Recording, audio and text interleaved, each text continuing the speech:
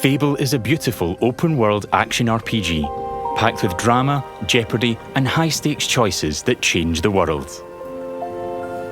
But at the heart of Fable is a game within a game. An endless interconnected life sim where you'll be remembered for changing people's lives, building property empires, manipulating the economic fate of entire settlements, and more. And as you do all this, you'll build different identities and experience a complex, nuanced morality that is so much more than good versus evil. It's what you'll do in Fable when you aren't saving the world, and we call it building an extraordinary life. Let's dive in. Here I am in the middle of Oakshire, one of the 6 regions in our visually diverse open world. It's characterised by beautiful rolling hills and lush, colourful foliage, inspired by the British countryside. There are settlements of different sizes throughout the world, each with their own population, traits and landmarks. Albion is full of variety. We can see one of those settlements up ahead. Silverbrook, a peaceful farming town and the largest settlement in Oakshire.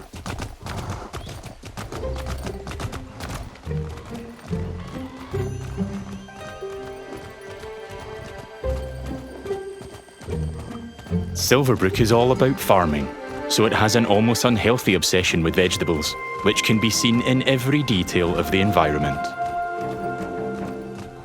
It's in how the villagers have decorated their houses, their shops, and their streets. It's even in how they dress their scarecrows. When I enter a settlement, I quickly run into the beating heart of Albion. Its people.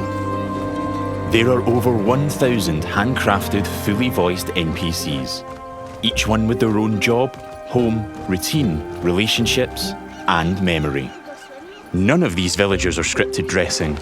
They have emergent behaviour powered by real-time systems. They go to work, they go to bed, they have hobbies and families. Sometimes, they just want to spend time in the pub. Albion feels alive because its people have lives. I've never been to Silverbrook, and because I've done nothing of note yet, Max the stable hand here is completely indifferent to me. Got a minute? What do you want then? So, if I ask him to follow me... Follow me. I don't deal with randos. He won't, and he thought I was weird. That's fair. Right then. Bye. And there you go, I guess.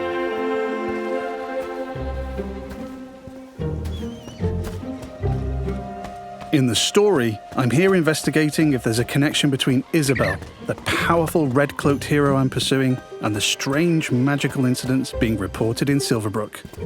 Is that a hero? Hey. I've heard something about giant vegetables and a hero called Arden who lives nearby. Maybe they could help me find Isabel. And it seems there's a bit of a commotion in the town square. Let's see what's going on. Someone needs to tell this little brat what's what. Oh, hero, can you do me a favour and get this bloody kid away from me? No! I won't let you kill Colin! Hero! You have to stop him! Look, kid, I'm a butcher, and Colin's just a pig. Do I need to spell it out? But I'm not like all the other pigs, am I, John? Oh, Look, I am not having this conversation with you again, Colin. Did I just understand that pig? Oh, yeah, the novelty wears off after a bit, trust me. Colin's special!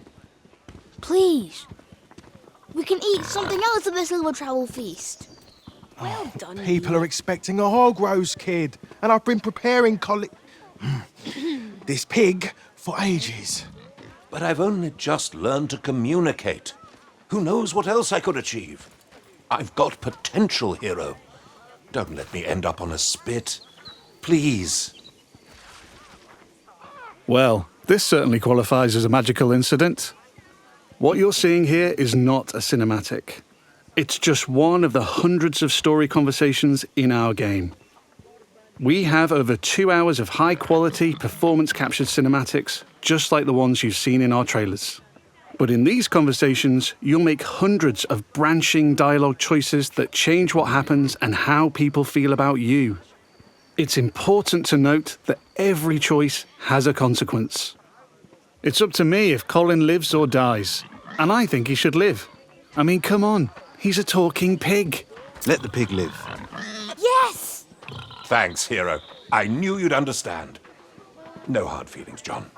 You don't make the decisions here. This is my pig, bought and paid for. I can see his point, so I'm going to pay the butcher. What's the pig worth to you? I'll cover it. Oh, it's not just a pig. It's provisions, labour, faff. We're talking thousands. 2,000 gold. That seems pretty steep. All right, Colin's worth it. Here, this should cover your expenses. Fine. Those rumours about Dave's veg better be true. Feast's going vegan this year.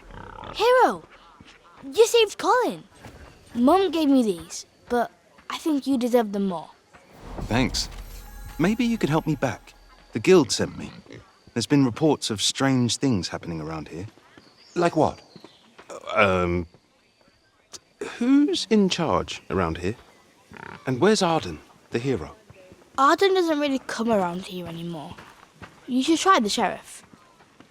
His office is nearby. Come on, Colin. Let's go. I've spared Colin's life. I've also gained reputations as virtuous and shrewd.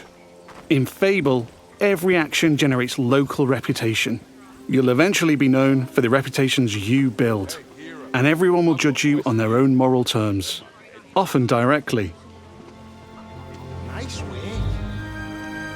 And this is at the centre of our complex, nuanced take on morality, evolving beyond just right and wrong.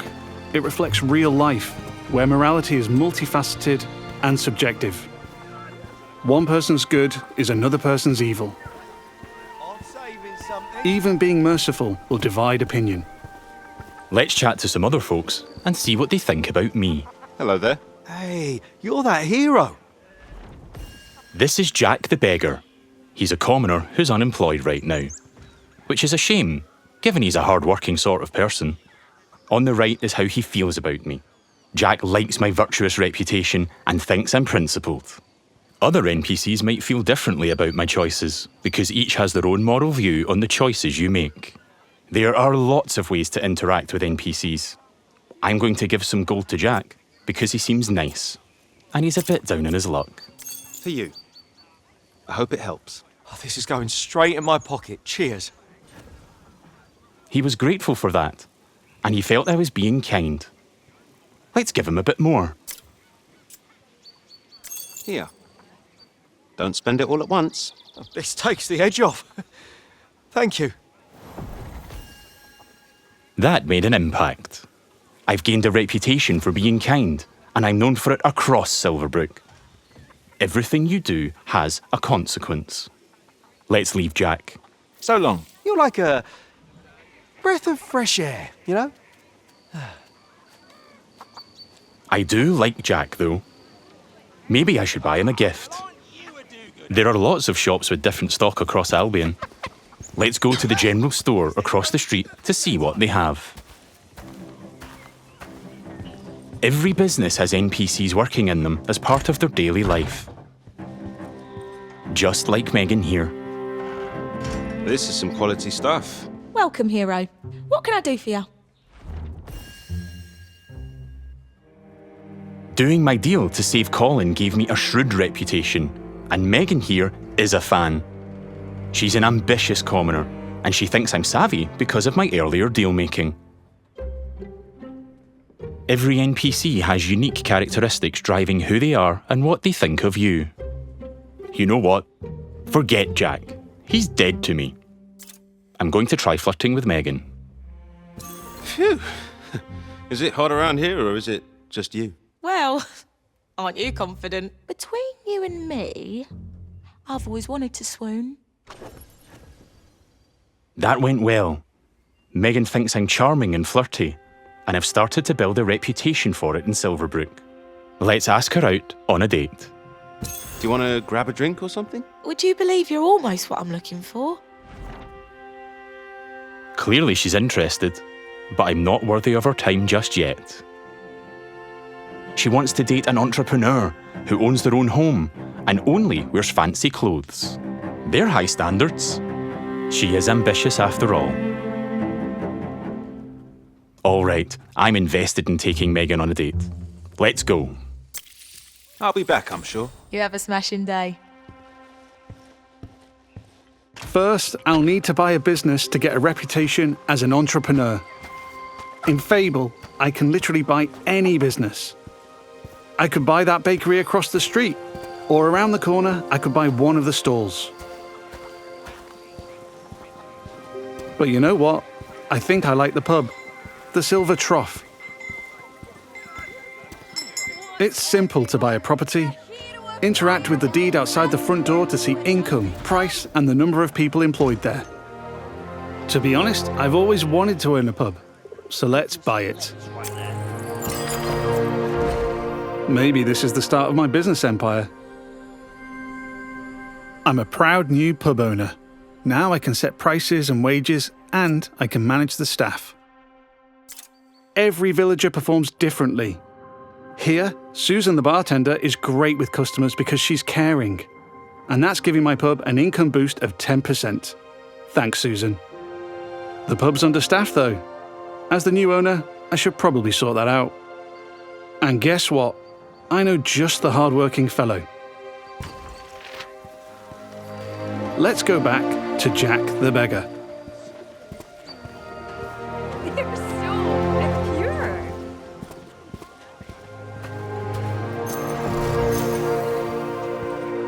I've also gained reputations as an entrepreneur and as rich, because I bought the pub and it cost me a ton of gold.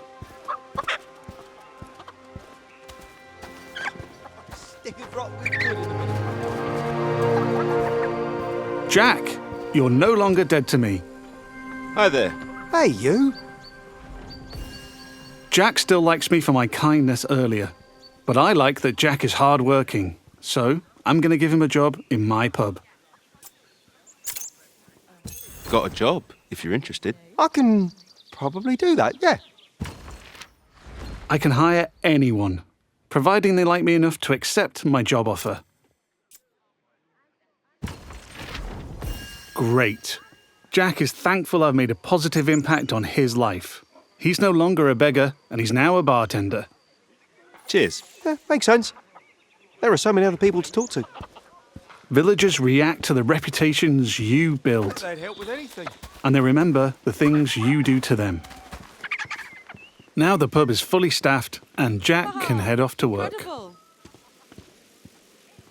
Take your time, Jack. Next, I need some fancy clothes. Let's head to the tailor. What a cheeky chava. There are lots of places I can update my look. Tailors, hairdressers, tattooists. And every settlement has different options available.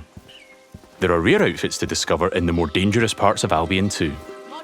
There are tons of options to create a unique look for your hero.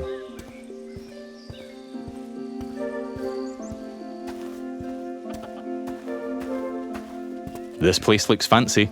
Let's head inside.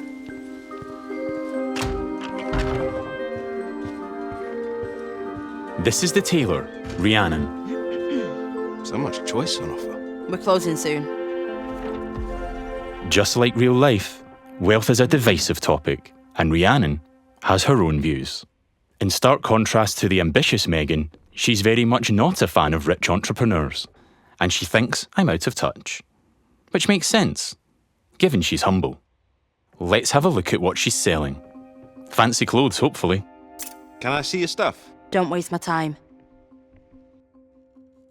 Rhiannon's jacking up the prices by 80% just for me. Looking closer reveals why. That's just how much she hates me. This is just one example of where your choices ripple through all the interconnected systems. And here I've got our character customizer. I'm free at any time to find a wardrobe and change a bunch of different things about myself. I can change my skin tone, body, head, hair, and lots more. In the tailor, I can only buy clothes, But there's over 120 different shops in Albion, each with their own stock and items to buy. Let's finish my outfit with some fancy shoes.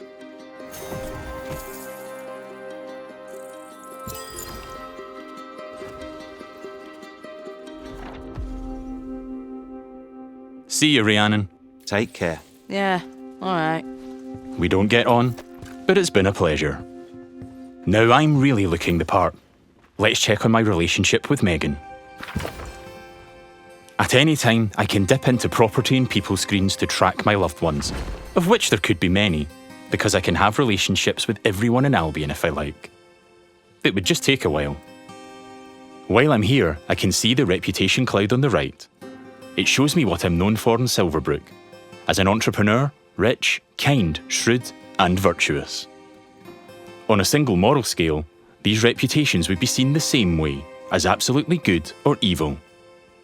However, as we've seen with Megan and Rhiannon, Fable's morality reflects the complexity of judgment we see in the world today, where everyone has their own moral view. The last thing left for Megan is to own a home. I'm a bit short on cash though, seeing as I paid a fortune to save Colin and bought a pub. But since I've bought it, I've been earning passive income, so let's swing by to collect it. The people of Silverbrook all have their own nuanced, subjective view of who I am and what they think of me. But if I don't like my reputations in Silverbrook, I can pay the town crier to change them. I give them gold, a lot of gold, and they spread a new reputation for me. If you're rich enough, you can change what people think of you. Here I am at the Silver Trough, now under new management. Let's head inside and check in on our employees. There's Susan, my star bartender from earlier. Well, aren't you a do-gooder? Hey, you. Working hard? Just who I wanted to see. You. Oh, she fancies me because she thinks I'm compassionate. Sorry, Susan. I only have eyes for Megan. Keep at it. You and me, boss. You and me. Hey. And there's Jack. Let's say hi. How's it going? Just working. You know me. I knew you'd work out, Jack. He is a hard-working commoner after all. Keep up the good work. Farewell. See you, boss. Things seem to be ticking over in here, so I'll head downstairs to the income chest to collect my profits. Looking good. There's an income chest in every business I own and every property I live in. It means I don't have to go to each individual place, and I can collect all my income from any of them.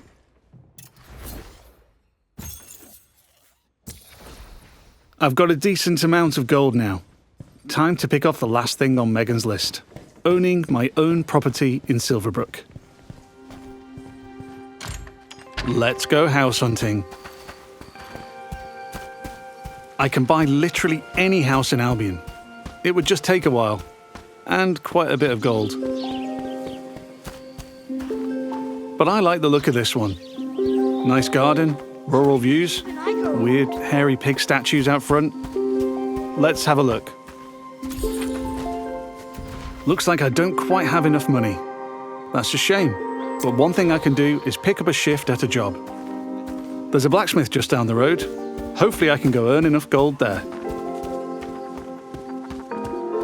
Going on dates, buying properties and businesses, and doing jobs are all part of the interconnected Fable experience.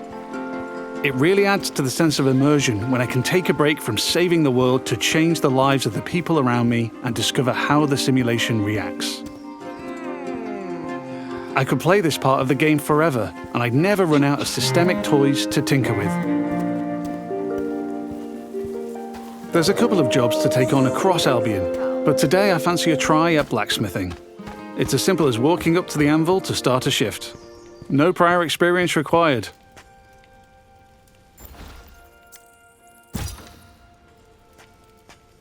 In the interest of time, we've reduced the time limit here, but regardless, it's a classic case of risk versus reward.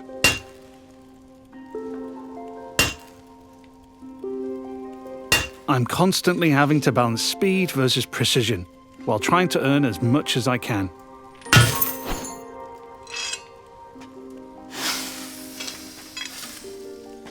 I need to hit all the hotspots to complete an item, but if I manage a perfect hit, just like that, I earn a multiplier on my gold.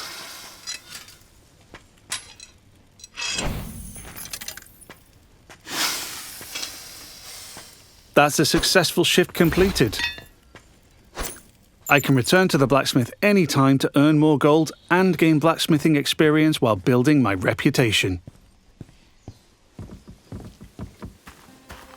I've now got just about enough gold for the house. Let's head back down the street and buy it.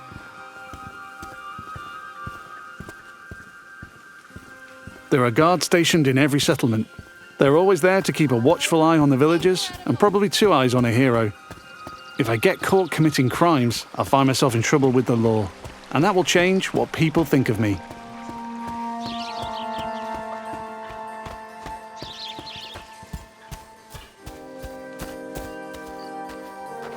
We're back. Let's buy the house.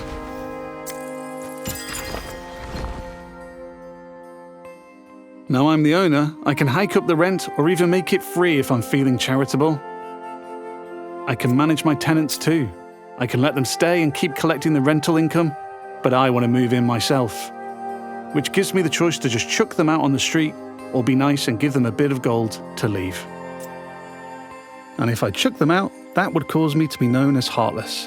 And I'm trying to be nice right now in case I ruin things with Megan.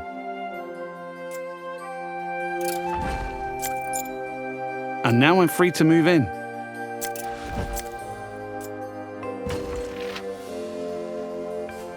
Let's look around. Home sweet home. I can buy any house in Albion, and while this one lacks some square footage, there are huge houses, even mansions I can buy throughout the game. Looks like the tenants left some stuff behind. Awful fans, apparently. Wherever I live, I have access to my income chest and wardrobe, so I can collect all my gold and change my appearance whenever I like. That was the last thing on Megan's list. Let's head back to the general store. Fable has a dynamic time of day that changes what people are doing throughout their routine. It's still the afternoon, so hopefully Megan is still working. If I'm too late, she'll be back home in bed. And there's my new pub with some customers in the beer garden.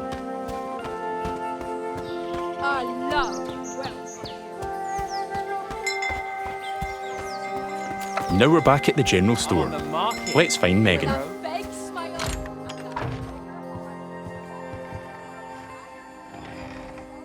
Just the person I wanted to see. Still interested?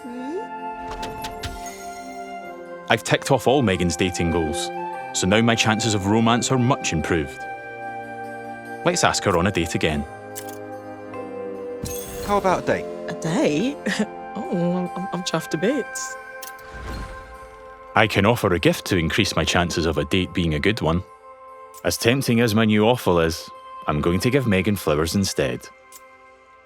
I think she'll like them more.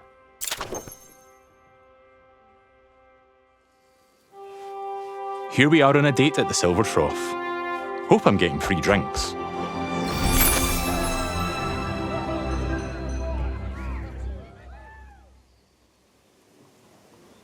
Looks like it went well. That was quite the date, hero. Loved it. Hey, you. Oh, hero. Yeah, that date was just brill. Megan found me quite charming. I'd like to make things official, so I'll ask her to be in a relationship with me. So what do you say? Ready for something more? And what a lovely couple we'll make. Whatever comes next, I'm with you. It's official. That's not the end, though. I could build this relationship a lot more. We could get married, which comes with its own set of goals. We could move into my house and start a family. And I can even hire her for one of my businesses. Things could go the other way too. I could break up with Megan, or divorce her in future. Or I might make choices that make her divorce me. There's lots of ways I could change her life, and she'll remember. But we've seen enough romance for now. Bye, Megan. I have to go. But you're welcome to watch me leave. You have a lovely time, sweetheart. Before we go, I've only really demonstrated what it's like being an upstanding citizen in Silverbrook. Our game is one full of contrast, though, Modest. Yeah, I like it. where I decide the kind of hero I want to be. So let's briefly explore what it's like if I'm not so nice. Hi, Susan. Nose to the grindstone. Love to see it. Lovely to see you, boss. Sorry, Susan. You're fired. Yeah. You're fired. Sorry. You're gonna regret that, swine. She's not happy about that, and she thinks I'm being heartless.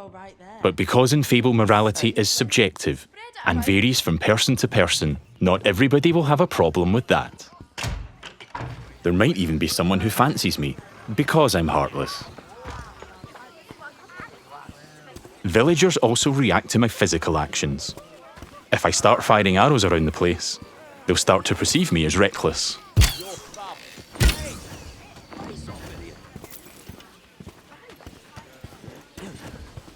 I can even take pot shots at the locals if I want.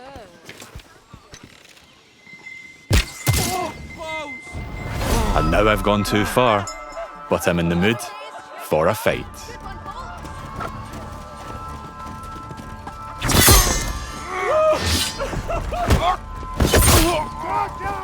In Fable, you can express yourself with your own combat style, combining strength, skill, and will in style-weaving combat. You choose the weapons, skills, and abilities you want to use and blend them seamlessly together.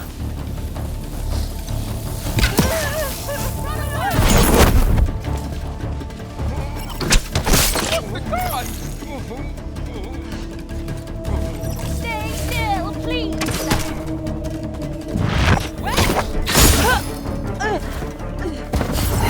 Do I kill the wife?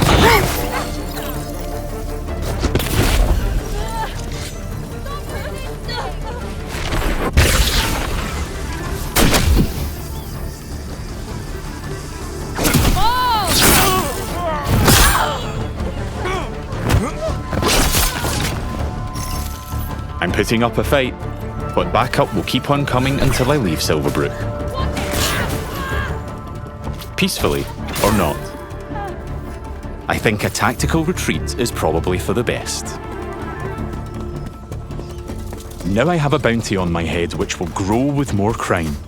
I can immediately pay it or pay a reduced fine if I spend long enough out of town. My reputations don't disappear with my bounty though. Once I'm known as a killer and a criminal, it'll stick with me until I put in the work to change what people think. Or until I've made an expensive visit to the town crier. Because the people in Albion remember what you do.